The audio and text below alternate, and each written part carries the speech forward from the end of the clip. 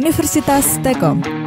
Memiliki gedung kampus dengan standar hotel bintang 5, tersedia 10 kampus dengan lokasi yang strategis. Menyediakan banyak pilihan program studi.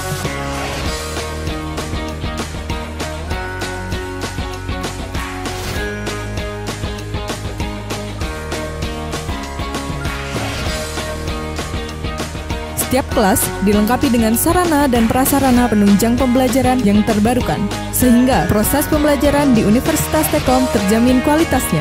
Tersedia kelas karyawan sehingga mahasiswa dapat kuliah sambil bekerja. Sistem mengajar dosen yang interaktif dan asik membuat suasana kelas pembelajaran lebih menyenangkan.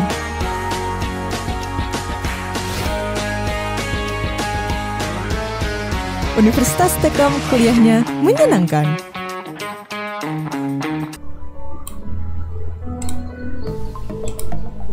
Ya baik, Assalamualaikum warahmatullahi wabarakatuh dan salam sejahtera ya bagi kita semua. Ketemu kembali dengan saya yang nanti akan menyampaikan materi kuliah teknologi informasi dengan pokok bahasan yaitu internet dan www atau internet dan World Wide Web ya. Di pertemuan yang lalu kita sudah membahas banyak sekali manfaat internet ya dan World Wide Web, kemudian bagaimana cara kerja dari internet ya. Hari ini kita akan lebih bahas lagi lebih detail tentang bagaimana internet itu bisa bekerja ya, sehingga bisa menghubungkan semua orang yang ada di dunia ini ya, yang berselancar, yang mencari informasi di internet itu bisa mendapatkan informasi itu dengan cepat ya. Nah, baik, kita masuk pada pembahasan ya, bahwa internet ini terdiri dari ribuan jaringan yang lebih kecil yang terhubung ya. Jadi sebenarnya internet itu kan keterhubungan antar jaringan di seluruh dunia ya, maka disebutnya interconnection network ya. Jadi jaringan-jaringan yang kecil yang terhubung di seluruh dunia sehingga bisa diakses ya semua komputer yang ada di dalam jaringan itu ya, dari komputer lain yang berlokasi mungkin berbeda dan mungkin jauh sekali dengan komputer server di mana komputer tersebut diakses ya, isi atau konten dari komputernya biasanya dalam bentuk website ya. Nah, jadi internet ini sekarang juga menghubungkan banyak organisasi ya, ada pendidikan ya, komersil ya, toko-toko online itu sudah mulai banyak yang ada di internet ya. Kemudian nirlaba ya, yayasan, organisasi ya, dan militer pun juga sekarang ini sudah mulai terhubung ke internet ya. Nah, arsitektur dari jaringan internet ini ya, sebagian besarnya adalah jaringan client server ya. Jadi client server ini dimana ada komputer yang mengakses atau merequest ya informasi ke internet ya. Ini disebut sebagai komputer client ya. Jadi komputer yang meminta data atau meminta layanan ya, atau services ya. Misalnya adalah mengakses halaman website atau membuka halaman website ya, maka nanti dari server web ya, atau yang disebut dengan host ya, akan memberikan respon ya berupa pengiriman data atau layanan yang diminta oleh komputer klien ya. Nah, maka nanti di komputernya, di browser yang digunakan untuk mengakses web tersebut akan tampil ya kontennya. Nah, ketika kita menggunakan internet ya, ada bagian yang namanya atau komponen yang namanya adalah point of presence ya, atau disebut dengan POP ya. Nah, point of presence ini adalah sebuah komputer atau router ya, yang terletak di internet service provider ya, jadi di perusahaan jasa layanan internet ya, untuk memberikan akses lokal di ISP dan klien-klien yang terhubung dengan ISP tersebut gitu ya. Nah, sehingga nanti akan dilanjutkan ya dari point of presence ini ke NAP ya, network access point ya, dimana nanti ketika sudah terhubung dengan NAP maka akan mendapatkan akses secara global ya, atau akses internet secara menyeluruh ya. Jadi semua koneksi baik yang di satu negara ya maupun di negara lain gitu ya, itu bisa terhubung. Nah, jadi nanti titik akses jaringan ini atau sering disebut dengan network access point ya, ini dia akan menentukan rute ya. Jadi ketika klien atau komputer kita ini terhubung ke internet, kemudian kita mengetikkan URL ya di situ, nama domainnya.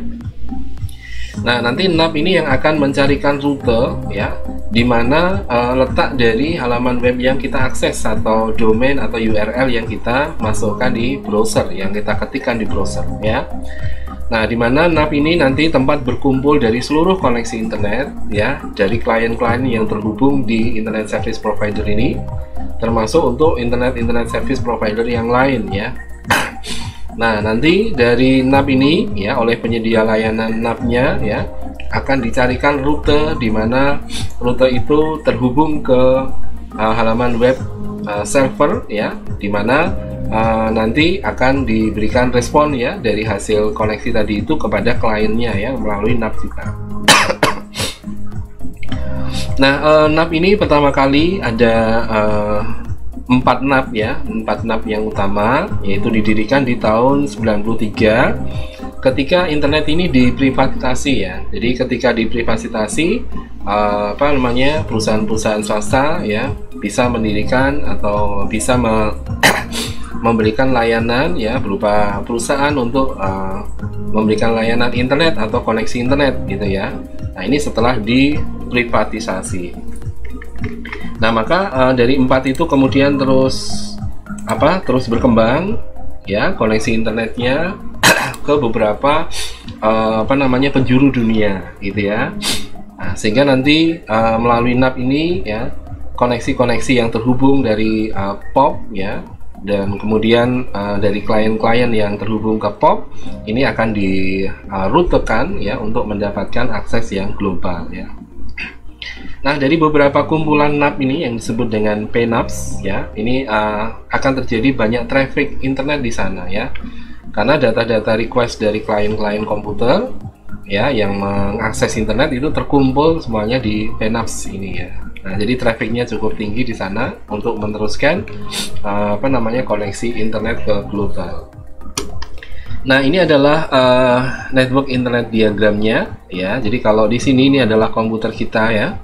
Nah, ini komputer kita kemudian terhubung dengan POP ya. Jadi POP ini adalah sebuah router atau sebuah komputer yang ada di ISP ya, Internet Service Provider ya, yang menghubungkan komputer kita ini nanti dengan internet global ya. Namun sebelum terhubung dengan internet global, maka akan dihubungkan terlebih dahulu ke network access point ini ya. Nah, di mana nanti network access point ini juga berada di ISP ya. Nah, nanti akan terhubung ke internet secara global. Nah, ini tahapannya untuk bisa terhubung ke internet. Nah, kalau dilihat dari sisi hierarkinya ya. Nah, di sini ini komputer kita. Nah, biasanya kalau kita langganan internet ya dari satu provider ya, misalnya kita sebut misalnya MNC ya, atau kita My Republic ya, atau Desnet ya, atau punya Telkom ya. Nah, ini akan terhubung terlebih dahulu ke router. Nah, biasanya alatnya warnanya putih nih ya, ada antena 2 ya, atau antenanya 1 di ujung-ujungnya. Kemudian baru terhubung dengan internet service provider ya. Ya, ini adalah komputer atau router POP ada di sini ya, point of presence ya. Kemudian baru dilanjutkan ya ke NAP, network access point. Nah, di network access point ini baru bisa terhubung ke backbone ya. Backbone ini adalah jaringan utama ya, jaringan besar yang menghubungkan bisa antar pulau, bisa antar negara ya, bisa antar benua ya. Ini backbone ini ya. Jadi di sini banyak sekali kumpulan-kumpulan dari koneksi NAP ya yang terhubung ke backbone. Nah, kemudian dari backbone ini akan dilanjutkan ke NAP yang berikutnya ya. Nah, di sini kemudian terhubung dengan POP yang ada di ISP yang kemudian akan ditampilkan di sini ya, konten web yang diakses melalui web melalui browser kita ya. Jadi di sini nih halaman webnya ya. Terhubung di sini ya. Nah, ini hierarki dari koneksi internet ya. Nah, NAP sendiri ini ada NAP yang sifatnya pribadi yang disebut dengan personal NAP ya. Ini didirikan pada tahun 90-an ya. Nah, ini di Amerika Serikat sana itu banyak lokasi yang akhirnya bisa terhubung dengan backbone 4 NAP ini ya, di Amerika ya, di Chicago, di Washington DC, di New Jersey, dan di San Francisco ya. Nah, saat ini jumlah NAP pribadi ini meningkat ya, sudah 100 lebih ya di Amerika Serikat saat ini ya. Nah, NAP ini akan memberikan fasilitas routing yang efisien gitu ya, karena ada lebih banyak lokasi akses ke backbone ya, sehingga nanti dengan NAP ini akan diatur routingnya ya, jalurnya ya, untuk bisa mengakses internet ya, atau konten web yang ada di salah satu host atau di komputer tertentu ya. Kemudian internet backbone ya. Internet backbone ini tentunya adalah saluran transmisi yang kapasitasnya itu tinggi ya, dan kecepatannya tinggi. Jadi ini adalah saluran transmisi data yang utama yang menghubungkan banyak NAP ya, banyak network access point ya. Dia menggunakan teknologi yang baru ya, karena memang dia harus cepat ya untuk bisa mentransmisikan data ya. Biasanya teknologi yang digunakan untuk internet backbone ini teknologi yang terbaru. Nah, mungkin sekarang ini banyak yang menggunakan fiber optik ya untuk backbone ini ya. Nah, ini bahkan bisa tertanam di bawah laut sana ya, backbone ya, kabelnya cukup besar sekali yang bisa menghubungkan NAP-NAP yang ada di seluruh dunia ya.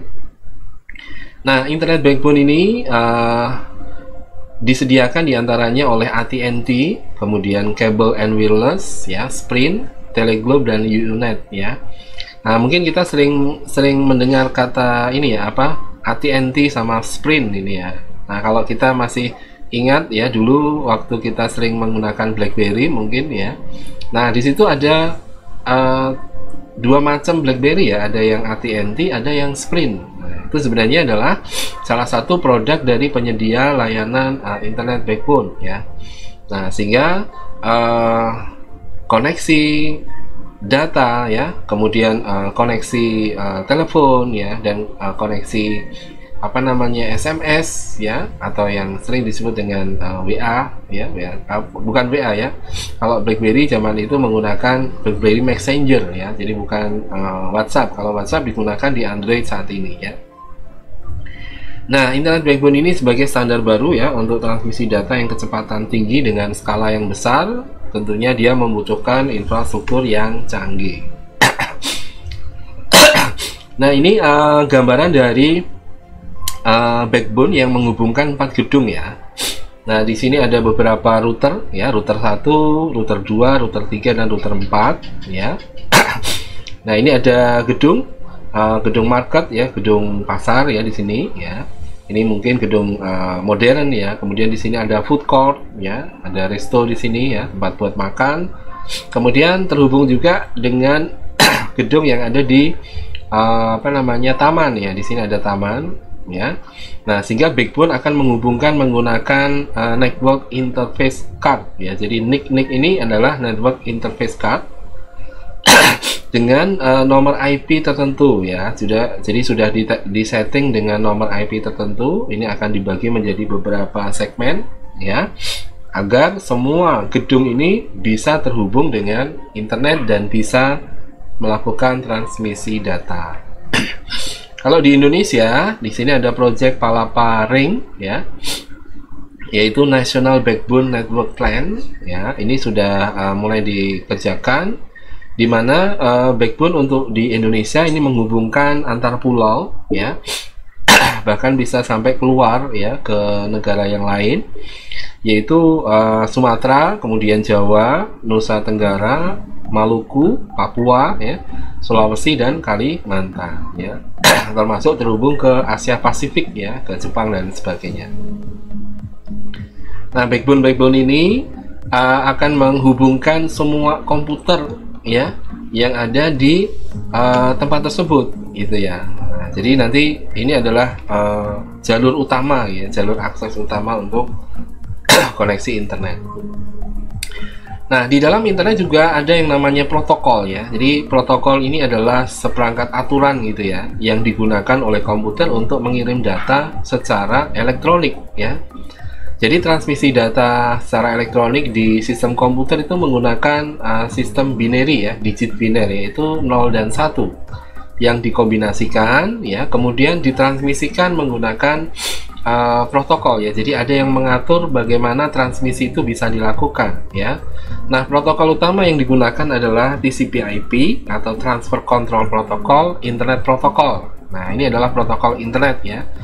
Meskipun nanti ada protokol lain yang bisa digunakan ya, misalnya HTTP, Hypertext Transfer Protocol, kemudian ada FTP ya, File Transfer Protocol, ada POP3 ya, Post Office Protocol, dan SMTP, Simple Mail Transfer Protocol. Itu nanti digunakan untuk email ya.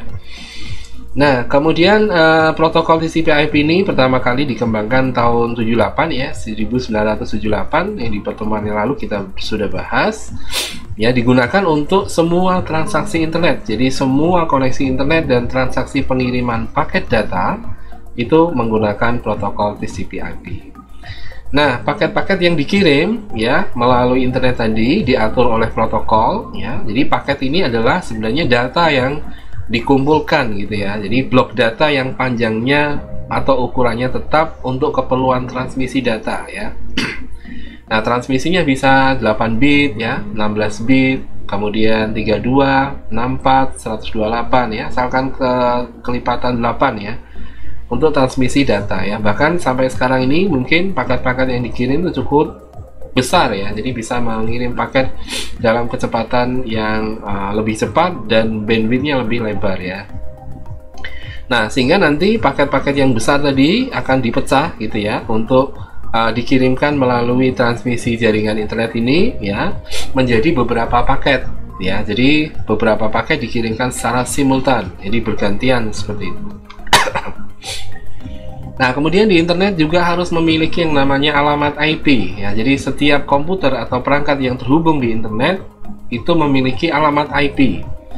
Nah, setiap IP yang terhubung di internet itu sifatnya unik ya. Jadi mengidentifikasi setiap perangkat pasti beda gitu ya. Jadi tidak ada nomor IP yang sama untuk perangkat komputer yang berbeda. Jadi setiap komputer memiliki IP masing-masing. Nah, alamat dari IP ini menggunakan 4 set ya, 3 digit angka yang dipisahkan dengan titik ya. Misalnya 95.160.10.240. Nah, ini adalah contoh dari sebuah alamat IP ya. Jadi 3 angka itu bisa diisi dari 0 sampai 255. Alamat IP ini ada yang sifatnya statis, tidak berubah ya, ada juga yang sifatnya dinamis yang bisa berubah gitu ya. Nah, karena jumlah IP ini terbatas, maka nanti kebanyakan PC ini akan menggunakan alamat yang dinamis ya, dikontrol dengan sebuah protokol juga ya, namanya DHCP, Dynamic Host Control Protocol. Nah, jadi protokol ini yang nanti akan ngatur ketika komputer terhubung ke internet ya, di sebuah router gitu ya, atau di sebuah jaringan, maka akan disuplai di situ ya alamat IP yang diberikan oleh DHCP ya, Domain Host Control Protocol, sehingga nanti Dynamic Host Control Protocol ya, sehingga nanti IP-nya otomatis, jadi tidak perlu diketik secara manual ya, atau IP statis ya, karena jumlah IP ini terbatas gitu ya. Jadi siapa yang terhubung akan mendapatkan IP otomatis ya, biasanya antara dari 1 sampai 254 ya, atau dari 2 sampai 255 ya. Jadi tergantung gateway-nya nanti menggunakan IP yang berapa di kelas C ya, baru nanti kemudian sisa IP-nya ini nanti akan didistribusikan ke komputer-komputer yang terhubung ya. Nah, kalau lebih dari 255 ya nanti akan dibuat jaringan yang terpisah ya di subnet gitu ya. Jadi ada kelas lagi yang terpisah untuk koneksi internet di komputer yang lain ya, di jaringan yang lain tadi. Nah, kemudian di internet juga ada dewan yang mengawasi internet society ya, namanya adalah ISOC ya. Ini mengawasi standar internet ya. Jadi semua standar yang digunakan oleh internet ya, ini diawasi oleh ISOX. Kemudian ada korporasi juga yang mengatur nama domain ya, misalnya www.abc.com itu nama domain ya. Kemudian nomor IP tadi yang seperti sebelumnya kita bahas tadi. Nah, ini ada korporasi yang mengatur itu ya, namanya adalah ICANN ya, ICANN ya. Nah, kalau di Amerika, registry di Amerika, jadi kalau kita mendaftarkan nama domain di Amerika ya, itu nomor internetnya dikelola oleh ARIN ya. Dia akan mengelola alamat IP yang unik ya untuk Amerika Utara, untuk Amerika Selatan, Karibia, dan Afrika Sub-Sahara ya. Nah, termasuk dua organisasi lain yang mengelola alamat IP yang unik di Eropa dan di kawasan Asia Pasifik, ini ada lagi ya. Kemudian di Indonesia dikelola oleh Pandi ya. Nah, ini khusus untuk TLC TLD top level domain yang ada di Indonesia, ini dikelola oleh Pandi ya. Jadi kalau nanti Anda buka websitenya Pandi ya, di situ ya. Ini adalah websitenya Pandi, ada sekitar 271.000 domain yang menggunakan TLD atau top level domain ID ya. ID ini menunjukkan TLD untuk country ya, country code, yaitu Indonesia ya. Nanti negara Jepang pakai JP ya, kemudian Filipina pakai PH ya. Kemudian Australia pakai AU ya, Inggris pakai UK ya, United Kingdom ya. Itu masing-masing berbeda setiap negara ya. Jadi nanti ketika kita membuka domain internet, misalnya katakan abc.co.id, nah ini artinya bahwa domain itu adalah domain company atau perusahaan ya, atau komersil ya, yang ada di Indonesia. Jadi ID yang di belakang itu menunjukkan negara. Nah, saat ini perkembangan dari domain ID ini ya sangat pesat ya. Ini mulai Desember 2017, ini data 2 tahun yang lalu ya, sampai 2018 kita lihat ada peningkatan ya. Nah, di sana ada domain ACID ya. ACID ini dipakai untuk akademik ID ya. Jadi akademik yang ada di Indonesia ini biasanya untuk sekolah ya, perguruan tinggi, universitas, ini menggunakan ACID ya. Tapi paling banyak adalah universitas atau sekolah tinggi gitu ya. Kalau SMA, SMK gitu ya, ini atau SD ya, menggunakan SCH ya, school, SCH ID ya, itu ada juga yang menggunakan itu. Nah, peningkatannya cukup banyak ini ya, ACID berarti ada sekitar berapa ini sekolahan di Indonesia ya. Di September 2018 ada 4.600 lebih ya. Kemudian untuk bisnis ya, di sini juga ada ya, BIS-ID ya, jumlahnya 2000-an tahun 2018 sampai bulan September ya. Nah, ini KOID, ini perusahaan Indonesia. Anda lihat di situ yang punya website ya, ada 106.158 ya. Kemudian desa ID ya. Jadi sekarang ini di Indonesia sudah punya situs ya atau website untuk desa ya. Jadi desa-desa sekarang ini sudah ada program ya untuk desa ya. Nah, maka sekarang desa juga sudah memiliki website ya. Kemudian GoID ini untuk pemerintahan ya. Lalu ID sendiri ini yang top levelnya. Jadi ini cukup banyak ini yang menggunakan ID, ada 87.000. Lalu militer ya, di sini ada 342 di bulan September 2018. Kemudian ini untuk angkatan darat, angkatan laut ya, angkatan udara ya.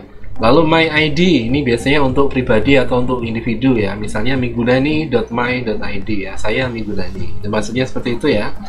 Kemudian Net ID ini network ya, jadi untuk perusahaan-perusahaan penyedia layanan internet ya, ISP, penyedia layanan jaringan itu ya, ini menggunakan Net ID. Kemudian untuk ORID ini untuk organisasi ya, untuk yayasan ya, untuk perkumpulan-perkumpulan ya, ini menggunakan ORID. Anda lihat di sini ya, cukup besar juga ya, ada sekitar 9.000 lebih ya organisasi di Indonesia menggunakan website. Nah, untuk bisa mengakses website di internet kita butuh browser ya. Nah, browser ini adalah perangkat lunak untuk menjelajahi web, ya. Mungkin ada Chrome, ada Internet Explorer, Netscape Navigator, Mozilla Firefox, Opera, ya, atau browsernya Apple Macintosh, apa itu? Safari, ya. Nah, mungkin saya akan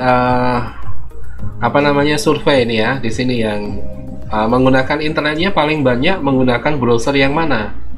Apakah Chrome, Internet Explorer, atau Netscape, Mozilla, ya? Apa? Silahkan Anda tuliskan di live chat, ya. Saya ingin tahu browser-browser yang sering digunakan, ya. Kalau teman-teman kita di kelas yang pagi itu banyak yang menggunakan Chrome dan Mozilla, ya. Bahkan ada satu browser yang agak sedikit berbeda gitu ya. Itu ada juga yang menggunakan. Ya, kemudian untuk yang kelas sore di sini kan internet mungkin tidak hanya untuk keperluan pribadi juga ya. Nah, mungkin di kantor ya, di perusahaan Anda menggunakan internet sudah disiapkan komputernya ya. Jadi di sana browsernya mungkin sudah diinstalasi oleh perusahaan, oleh kantor, kita tinggal pakai. Baik, silahkan Anda sharing ya. Browser yang digunakan apa? Oke, baik, kita lihat di sini banyak sekali yang menggunakan Chrome ya. Dan ada juga alternatif yang menggunakan Mozilla ya, Mas Adi. Chrome dan Mozilla Firefox. Ada yang menggunakan Safari di sini, Mas Izin mungkin menggunakan laptop MacBook ya. Atau bisa juga Safari memang diinstal di Windows juga ada ya. Jadi tidak harus menggunakan MacBook ya.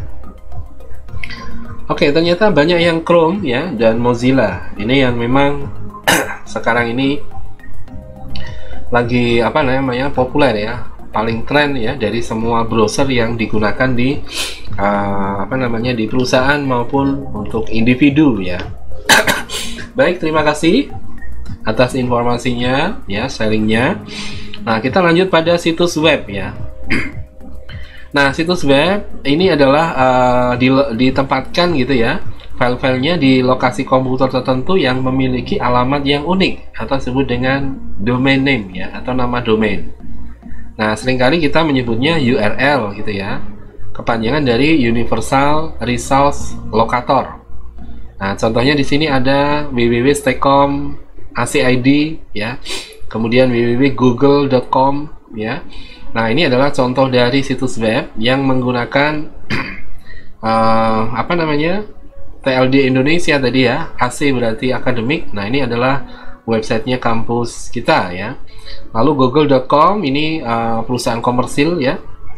Ada juga Google yang co-ID juga ya di Indonesia. Jadi Anda bisa mengakses nanti dengan bahasa Indonesia ya kalau Anda mengakses di google.co.id. Nah, situs web ini bisa diakses di mana saja ya. Kalau dulu mungkin akses terbatas di kantor ya, atau di sekolah gitu ya, atau di lab kampus ya. Sekarang ini bisa diakses di mana saja ya.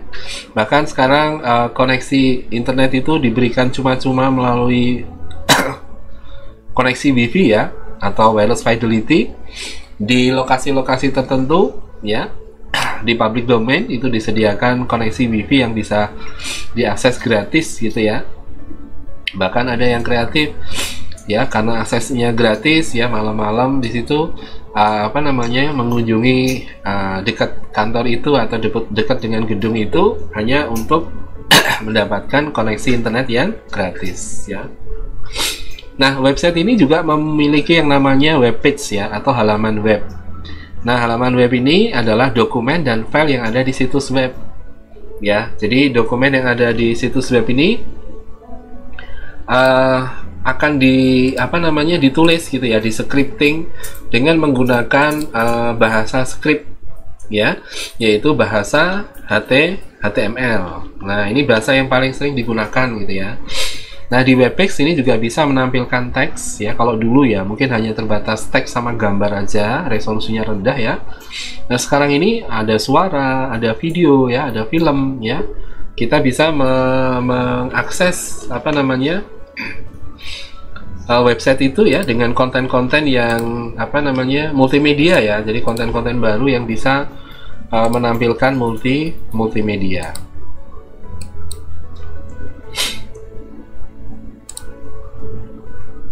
Baik, kemudian di website tadi ada sebuah halaman namanya adalah homepage ya, atau halaman beranda gitu ya.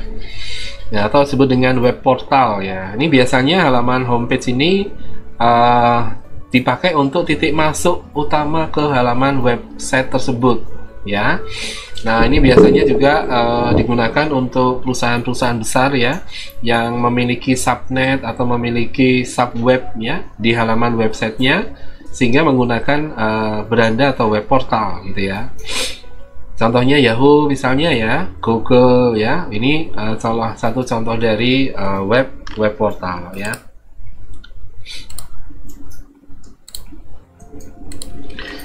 Nah, kemudian homepage dan beranda atau web portal ini biasanya juga terisi tautan ya, atau link ya. Tautan atau link yang ada di internet untuk terhubung ke halaman web yang lain ya. Jadi berisi koneksi yang terhubung ke halaman web yang lain ya. Jadi memberikan fasilitas untuk bisa mengunjungi halaman web yang lain dengan mencantumkan linknya ya, atau mencantumkan hyperlinknya. Jadi kalau Anda mendengar istilah link atau hyperlink, yaitu itu ada di beranda atau ada di web portal biasanya ya, karena dia menyediakan banyak sekali layanan-layanan ya di internet tersebut ya.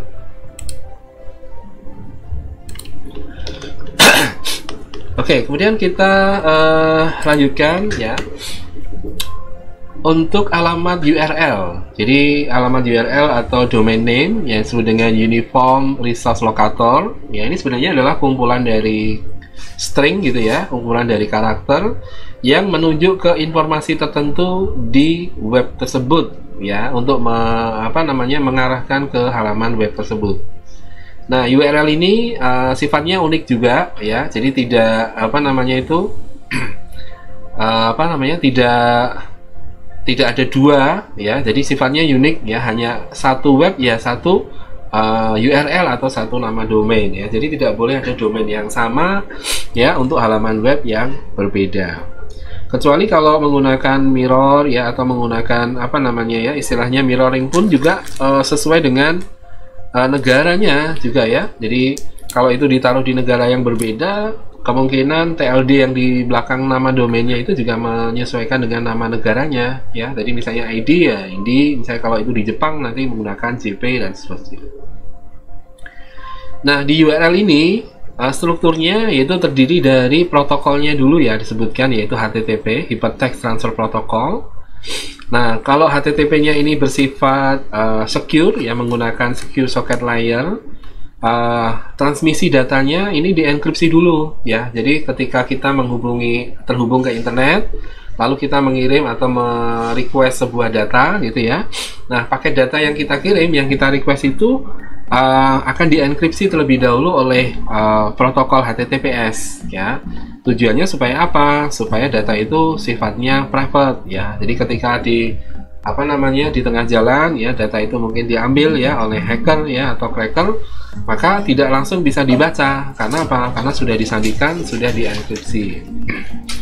Nah, setelah protokol HTTP atau HTTPS, lalu disebutkan nama domainnya ya dari web servernya, yaitu misalnya www.google.com. Kalau ada folder atau directory ya, misalnya di situ ada kelas itu adalah folder atau directory. Kemudian home ya, /home.html itu adalah file webnya ya. Ya, jadi ekstensinya HTML atau PHP ya, atau ekstensi yang lain ya. Misalnya ASP ya, atau ASPX ya. Ini sama-sama halaman website ya. Nah, kemudian untuk nama domain ini harus unik ya, tidak boleh sama satu dengan yang lain ya. Sehingga nanti identifikasi dari situs web ini dilihat dari jenis situsnya juga ya, itu akan masing-masing berbeda ya. Jadi misalnya www.whitehouse.gov itu tidak sama dengan whitehouse.org gitu ya. Kalau whitehouse.gov ini biasa dipakai untuk pemerintahan ya, governor. Kemudian untuk yang ORG ini biasanya dipakai untuk organisasi gitu ya. Kontennya pasti nanti beda.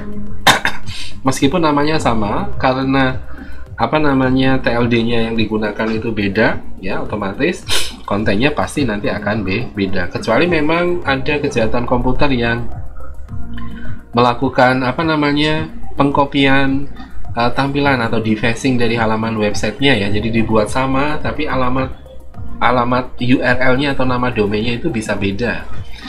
Ini pernah terjadi dulu di salah satu bank gitu ya. Jadi alamat dari bank tersebut itu diganti sedikit gitu ya, dirubah sedikit kata atau nama domainnya tadi. Maka orang yang salah mengetik ke nama domain tadi akan terhubung ke bank tetapi bukan bank yang aslinya ya. Nah, ini akan terjadi satu kejahatan di sana, yaitu untuk user ID ya atau PIN-nya ya. Jadi PIN dan user ID ini dikumpulkan untuk bisa dipakai untuk login ke halaman web tersebut itu. Nah, tadi sudah disebutkan bahwa ada HTTP dan HTTPS ya. Kalau HTTP ini untuk mengakses web ya tanpa security atau tanpa keamanan ya. Sementara untuk yang HTTPS itu menggunakan keamanan atau security ya, disebut dengan SSL ya teknologinya, Secure Socket Layer. Jadi layer soket yang aman yang untuk digunakan sebagai transmisi data. Nah, kemudian ada Hypertext Markup Language ya. Nah, ini adalah bahasa atau penanda ya. Bahasa atau penanda yang digunakan dalam menulis dan menerbitkan halaman web. Isinya adalah kumpulan-kumpulan dari penanda ini ya, digunakan untuk menentukan struktur dari dokumen, formatnya, layoutnya gitu ya, atau kalau ada link ya, tautan ya ke dokumen yang lain, nanti linknya seperti apa. Nah, ini nanti disusun menggunakan bahasa HTML. Nah, nanti tautan hypertext yang ada di HTML ini akan menghubungkan satu dokumen web ya dengan dokumen web yang lain ya. Jadi saling bisa tertaut ya, dengan isi linknya adalah nama domain ya atau nama URL dari halaman web yang ingin dikunjungi ketika nanti link tersebut diklik ya.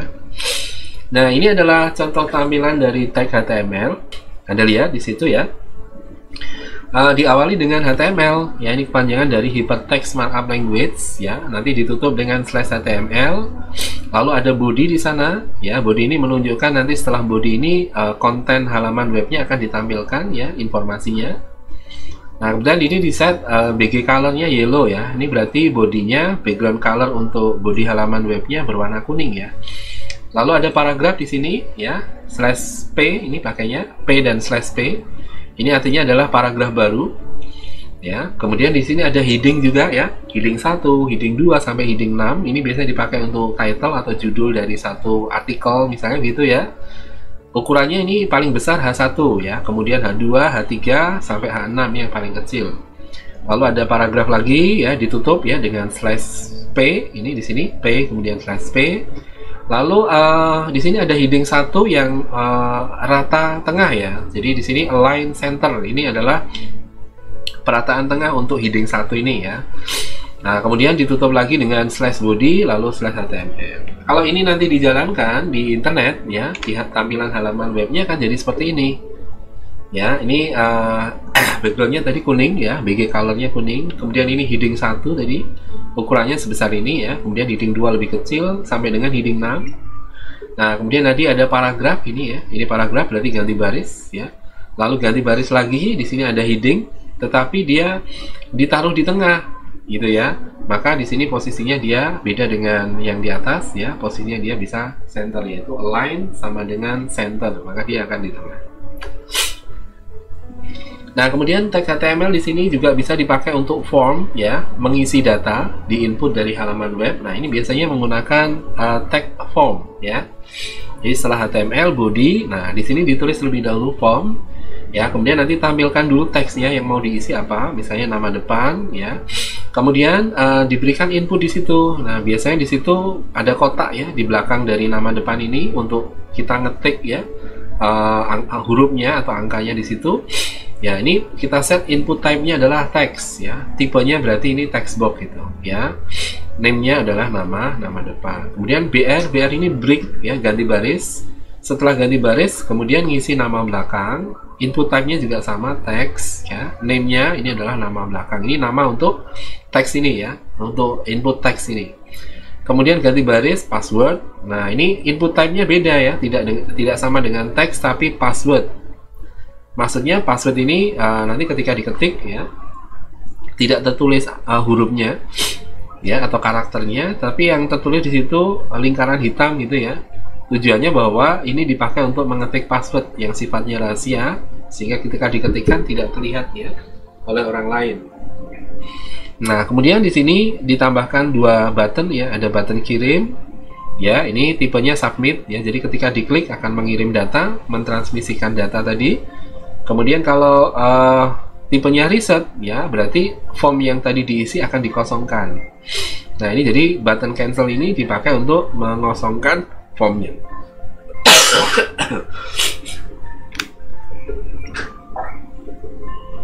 Nah, kalau dijalankan tampilannya seperti ini ya. Ini outputnya ketika HTML tadi dijalankan ya. Nama depan, kemudian ini input teks tadi, nama belakang ya, kemudian passwordnya. Nah, ini kalau diketik tulisannya seperti ini. Lalu ada dua button di situ ya tadi, kirim dan cancel. Kirim untuk mengirim mentransmisikan isian data ini ya ke server, cancel untuk membatalkan di sini ya, supaya ini dikosongkan lagi gitu ya. Nah, ini tampilan dari browser ya. Jadi kalau kita menggunakan browser dulu, mungkin sebelum ada Chrome ya, kita masih menggunakan Internet Explorer ya. Ini adalah browser Internet Explorer versi 6, Service Pack 1 ya, SP1. Nah, di sini ada menu, kemudian ada toolbar ya. Lalu di sini ada address yang kita pakai untuk memasukkan nama domain. Saya kira Anda sudah terbiasa ini ya. Kemudian konten-kontennya akan ditampilkan di bagian ini ya. Nah, ini konten dari halaman website. Jadi di browser selalu ada menu, toolbar, text box URL, kemudian halaman web yang tampil sama status bar yang ada di bawah ini ya, yang memberikan informasi ya mengenai halaman web yang diakses. Nah, kemudian bagian-bagiannya tentunya di sini Anda sudah terbiasa juga ya.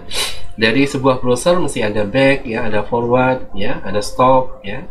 Back untuk kembali ke halaman sebelumnya, forward untuk kembali ke halaman setelahnya, stop berhenti gitu ya, refresh menampilkan ulang halaman web ya.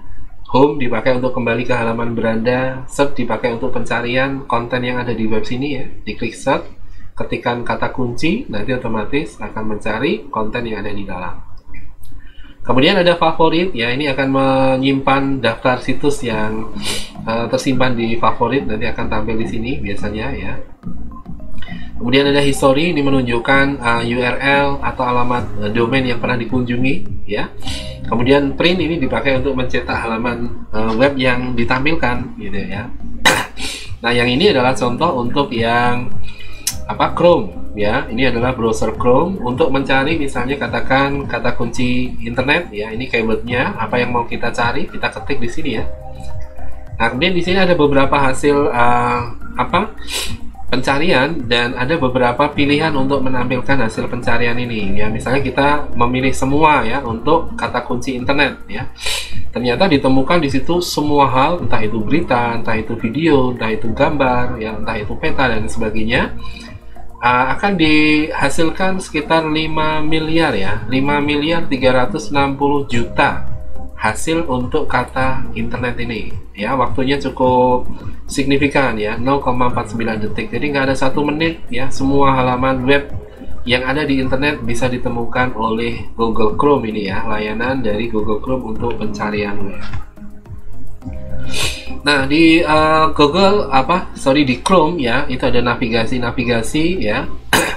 Ini dipakai untuk menyimpan histori kunjungan ke halaman web, dan kita juga bisa membuka kembali situs yang pernah kita kunjungi ya. Biasanya dengan mengetikkan 2-3 huruf otomatis nanti akan keluar histori kunjungan dari halaman domain yang pernah kita kunjungi ya. Nanti tinggal kita memilih ya.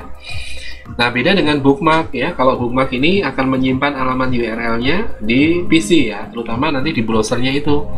Ya, jadi kalau mau mengakses tidak mengetikkan di URL tetapi mencari di bagian bookmark. Jadi bookmark ini seperti penanda buku ya. Untuk menyimpan URL nama domain ya di penyimpanan bookmark ini ya. Nah, kemudian tadi ada portal web ya. Portal web ini adalah situs web gateway yang menawarkan beragam sumber daya dan layanan. Termasuk di sana ada pusat perbelanjaan online ya, dukungan untuk email, ya, pembuatan email, forum untuk komunitas, ya, mungkin informasi harga saham, ada info perjalanan, traveling, ya, info tiket dan sebagainya, termasuk tautan-tautan yang lainnya. Nah, yang termasuk portal web ini adalah Yahoo, ya. Jadi kalau Anda mengunjungi Yahoo, Anda akan mendapatkan banyak sekali layanan di sana, ya. Kemudian AOL, lalu ada Microsoft Network atau MSN, ini punya Microsoft, ya, di portal Microsoft. Kemudian ada Lycos dan ada Google, ya. Nah, ini yang paling sederhana nih, Google, ya. Karena apa? Karena aplikasinya ditampilkan di ujung kanan atas itu, ya, yang berisi icon kotak-kotak kecil itu, ya. Kalau Anda klik nanti akan ditampilkan semua aplikasi atau layanan dari Google, ya. Kemudian untuk pencarian, ya, tentunya kita bisa lakukan juga di beberapa portal, ya. Nah, biasanya portal-portal yang memberikan layanan pencarian itu mengizinkan kita mencari informasi tertentu di web. Tadi contohnya di Google, ya. Selain di Google ada di Yahoo, ya, Yahoo Search, dan MSN, ya, Microsoft Network, dan AskJiff itu juga ada. Kemudian di Gigablast ini juga ada, ya. Nah, di setiap halaman pencarian ini, ya, atau web yang memberikan layanan pencarian ini, mereka mempunyai database yang dikompilasi, ya, atau dikompilasi menggunakan suatu perangkat yang disebut dengan speeder, ya. Jadi perangkat speeder ini akan menghubungkan halaman-halaman web, ya, atau URL itu, ya, dalam bentuk database, ya. Jadi ketika nanti program dijalankan, ya, dipakai untuk mencari dokumen web, ya, atau halaman web tertentu. Nah, nanti database ini akan dibaca untuk ditampilkan di browser, ya, di halaman web pencarian tadi gitu, ya. Nah, terkait dengan alat pencarian web, ya, ada indeks yang menggunakan kata kunci atau keyword, ya. Kita bisa mengetikkan salah satu atau beberapa kata kunci pencarian, ya, untuk melihat halaman web yang mengandung kata-kata tersebut, ya. Kalau frasa biasanya dua kata atau lebih, ya, maka kita tulis di dalam tanda petik, ya. Misalnya ilmu komputer itu beda dengan komputer. Nah, nanti hasilnya atau outputnya dari hasil pencarian akan beda. Termasuk pencarian subjek, ya. Jadi pencarian subjek ini ada kategori tertentu gitu, ya, atau topik tertentu yang mau dicari gitu, ya. Nah, ini bisa dicari di Bucop, Galaxy, ya, Looksmart, direktori dari MSN, Netscape, ya. Kemudian Yahoo dan direktori project terbuka, ya. Nah, kemudian ada juga pencarian meta search, ya. Ini biasanya terkait dengan halaman web, ya. Di halaman webnya ada meta. Nah, meta ini adalah kata kunci yang dituliskan di halaman web untuk supaya mudah ditemukan oleh search engine, ya. Seperti Google itu bisa menemukan kalau meta search-nya ini disertakan, ya. Nama metanya ini disertakan, ya. Ini ada juga mesin pencari khusus, ya. Nah, ini biasanya dipakai untuk mencari multimedia, ya. Contohnya misalnya kita mau mencari informasi terkait dengan TV misalnya, ya, ada Saido TV, ya. Kalau Google mau mencari video, ya, google.com video, ya. Kemudian ada Blink, ya, kalau mau cari produk-produk buku, ya, di A9, ya, atau Amazon, ya. Kemudian untuk di Yahoo itu video-videonya juga sudah ada, ya, ada di video search yahoo.com. Ini nanti akan menemukan multimedia berupa video, ya. Nah, kemudian terkait dengan isi yang ada di web itu, ya, pertanyaannya apakah kita selalu percaya dengan informasi yang kita peroleh di internet, ya? Karena banyak sekali, ya, informasi yang ada di internet mungkin tidak valid, ya, atau hoax, ya, jadi tidak benar, ya, alias berita-berita yang palsu, ya. Nah, ini kita harus hati-hati, ya. Kenapa? Karena tidak ada otoritas yang memverifikasi konten yang ada di internet itu, ya. Jadi semua konten bisa aja ditampilkan gitu, ya, di halaman web tertentu gitu, ya. Jadi tidak ada otorisasi untuk mengecek apakah halaman itu valid atau tidak, informasinya valid atau tidak, itu tidak ada. Jadi kita harus filter sendiri, ya, supaya apa namanya, konten-konten yang kita terima ini ya tidak 100% kita percaya dulu ya sebelum kita konfirmasi ya.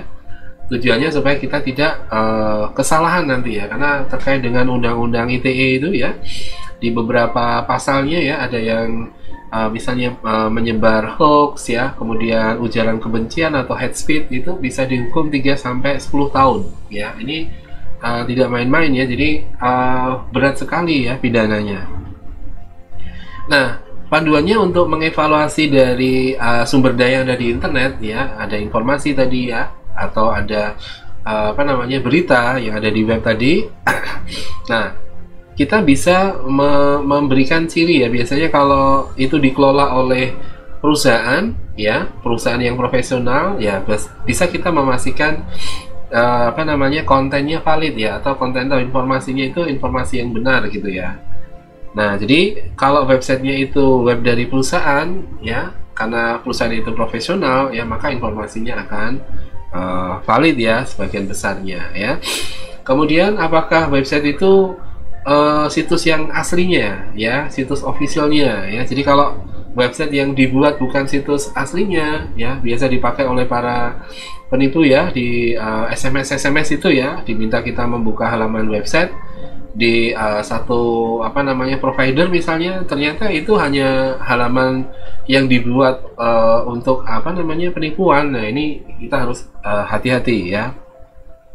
Kemudian yang ketiga, kita pastikan bahwa kontennya objektif ya. Jadi objektif itu artinya tidak memihak ya, sesuai dengan apa namanya, normatifnya gitu ya. Kemudian informasi itu baru ya, terkini ya, jadi bukan informasi yang sudah lewat ya, kondisi-kondisi mungkin yang sudah lewat ya, atau kejadian yang sudah lewat akan digantikan ya dengan apa namanya, informasi-informasi yang terbaru ya. Ini kita harus bisa membedakan mana informasi yang sudah lama, yang sudah obsolete, dengan informasi yang terkini atau yang terupdate. Nah, kemudian email ya, biasanya kita menggunakan email untuk apa namanya, mengirim surat. Nah, ini adalah fasilitas di internet juga ya, sehingga kita bisa mengirimkan email ya, yang merupakan layanan gratis ya. Biasanya kita menggunakan yang gratis ya, karena kalau berbayar ya tentu ada biaya yang kita harus keluarkan ya untuk mengirim email ya. Nah, untungnya kita bisa mendapatkan ini ya, program email ini secara gratis ya. Nah, program email ini nanti menggunakan protokol POP ya, Post Office Protocol, dan SMTP, Simple Mail Transfer Protocol ya. Nah, setiap surat elektronik yang dikirim ya dari klien, dari kita, akan disimpan di server ya. Kemudian nanti akan dilanjutkan ke apa namanya, pengunjung ya, atau penerima email. Nah, penerima email juga nanti akan mengakses ke server yang sama ya. Jadi akan masuk di kotak email, kemudian nanti dibuka oleh penerima email tersebut ya. Contoh misalnya kalau yang desktop ya, ini berupa aplikasi desktop ya. Ini ada Microsoft Outlook ya, ini udah obsolete ya. Obsolete ini sudah tidak lagi diproduksi mulai 2015 nih, Outlook sudah tidak disupport ya oleh Microsoft. Kemudian ada Netscape Mail ya, lalu ada Apple Mail, ini iCloud ya. Kemudian ada Qualcomm, ada Eudora ya. Nah, ini ada aplikasi-aplikasi yang bisa diinstal di komputer ya, dan ini biasanya hanya bisa diakses di kantor atau di rumah. Nah, ini berbeda dengan email web ya, atau webmail. Nah, jadi kita bisa mengirim dan menerima surat lewat browser ya. Jadi kita bisa aksesnya dari mana saja ya. Jadi kita bisa mengirim dan menerima email dari luar rumah, dari luar kantor ya. Contohnya kita pakai smartphone ya, mengirim email melalui Gmail ya, melalui Yahoo ya, Hotmail ya, dan Live ya, punya Microsoft sekarang ini ya, pakainya Live. Nah, itu bisa kita manfaatkan untuk mengirim email. Nah, ini adalah contoh Google Mail ya, mungkin Anda sudah punya semua, karena ini Google Mail ini populer sekali gitu ya, karena layanannya free atau layanannya gratis, sehingga kita bisa mengirimkan email secara elektronik ya, dengan kecepatan yang singkat sekali ya. Jadi kita kirim dalam waktu beberapa detik ya, atau beberapa menit, itu email sudah sampai. Nah, kemudian ketika kita menggunakan email ya, kita gunakan email itu dengan benar ya. Biasanya kita tulis dengan huruf kecil Ini nama usernya. Kemudian ya, lalu gmail ya .com, ini nama domainnya. Nah, jadi kita harus tulis hati-hati ya alamat emailnya itu supaya harus sama persis ya.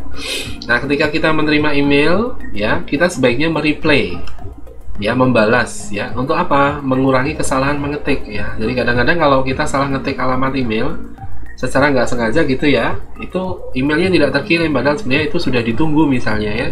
Nah, ini sebaiknya kita replay untuk mengurangi kesalahan mengetik email. Lalu gunakan buku alamat ya untuk menyimpan kontak email ya. Jadi di Google ya, di Gmail kita Anda bisa gunakan itu buku alamat.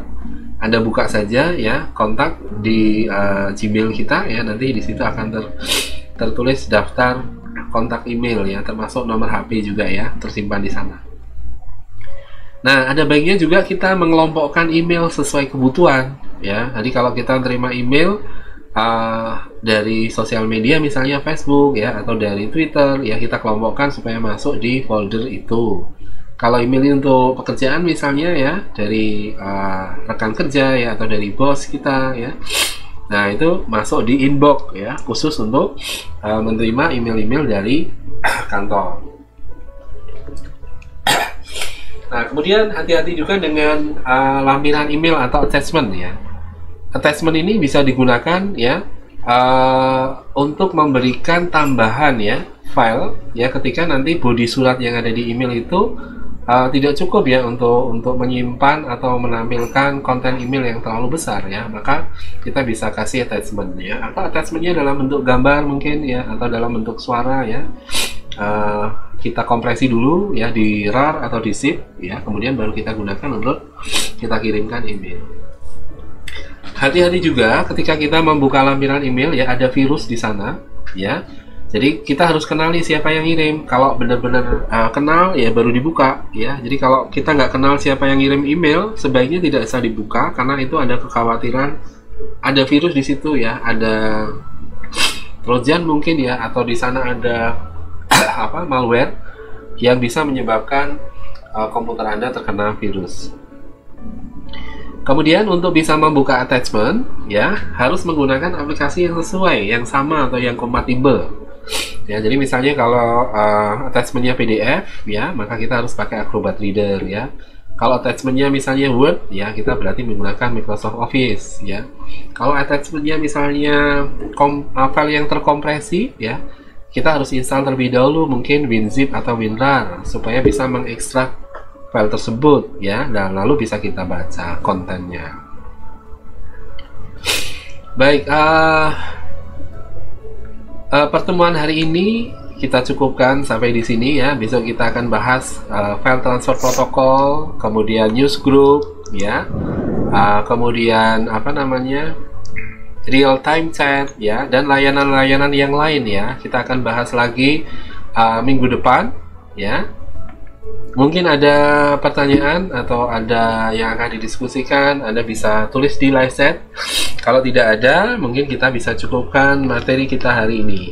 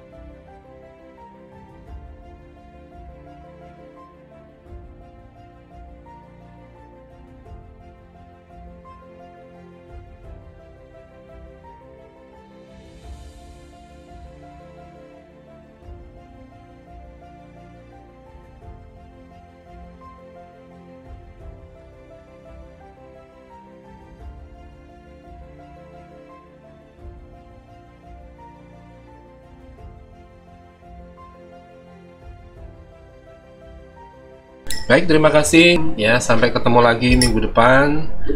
Semoga materi ini bermanfaat.